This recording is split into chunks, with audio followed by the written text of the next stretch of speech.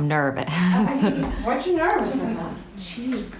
I think a lot of people think that I'm used to talking about this, and the fact that it still bothers me is good, because otherwise I wouldn't be able to convey it honestly.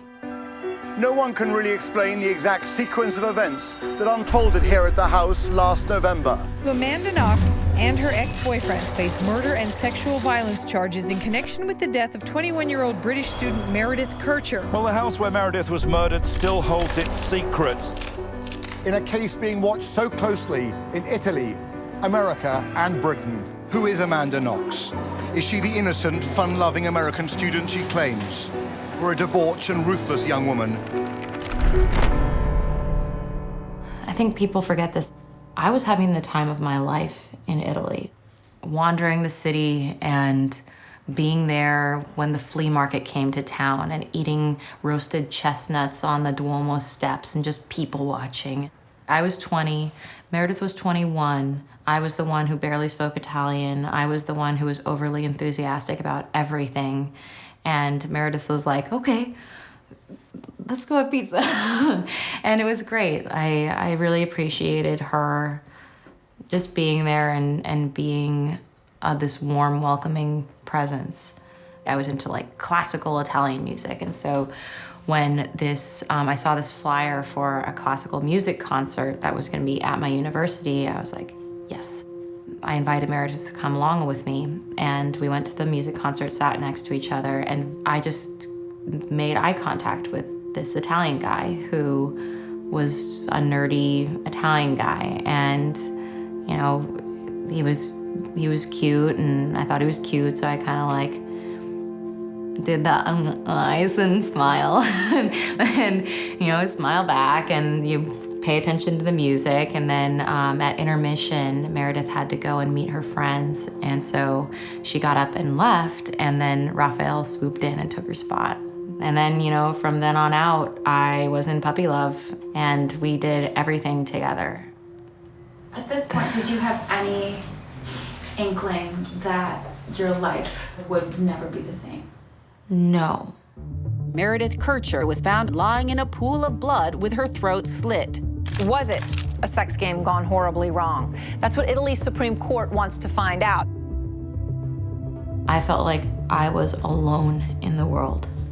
I was isolated. I was scared.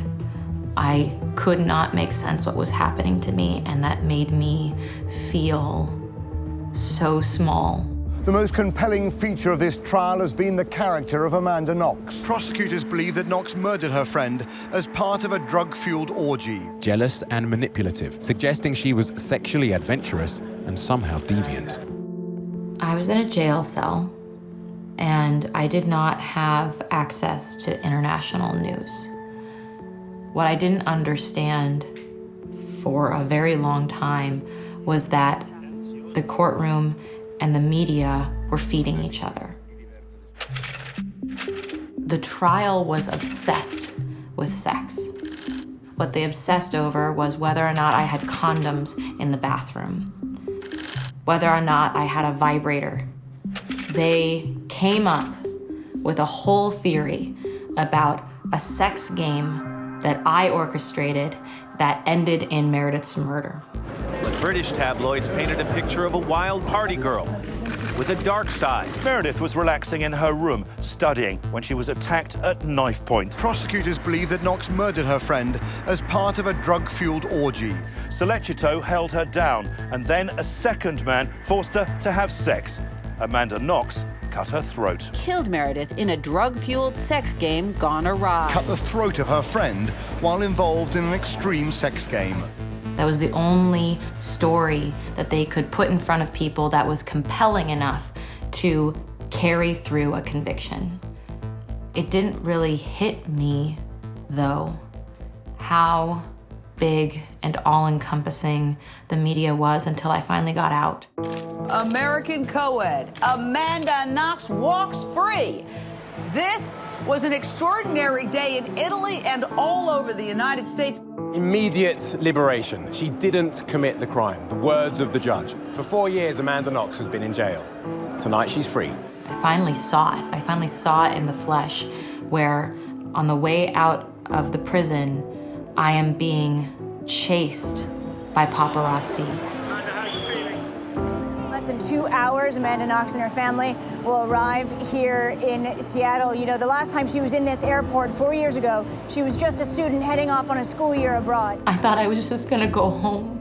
And like for me, it was just overwhelming, the smell of home. I smelled home and it smelled like home. I smelled the grass and the earth and the rain, and it smelled so different than the dry place that I had been in for so long. And I was so overwhelmed by the smell. And then suddenly I was like, okay, I guess I have to talk to like 100 people. I'm really overwhelmed right now. I was looking down from the airplane and it seemed like everything wasn't real.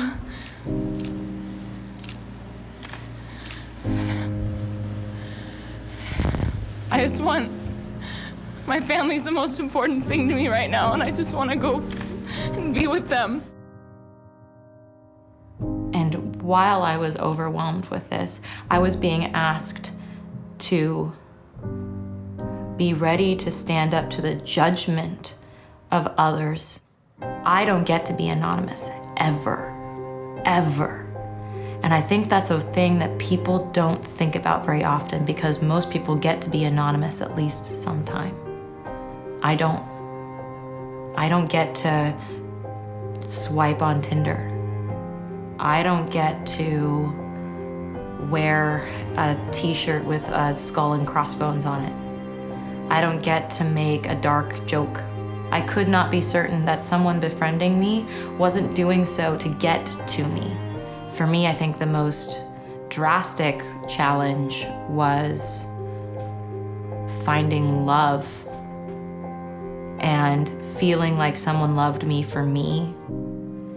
What I had to do was juggle being the Amanda Knox in the tabloids and Amanda Knox, the just person doing her thing, living her life.